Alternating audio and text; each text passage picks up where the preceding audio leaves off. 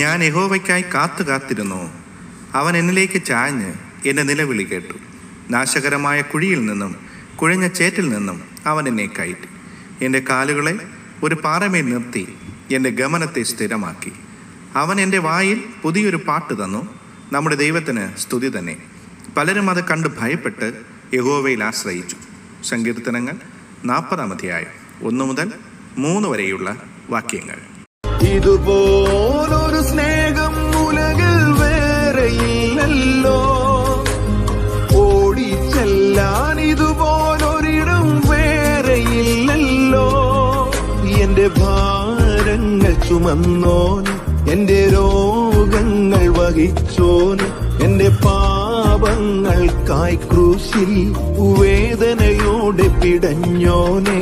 എന്റെ ഭാരങ്ങൾ ചുമന്നോൻ, എന്റെ രോഗങ്ങൾ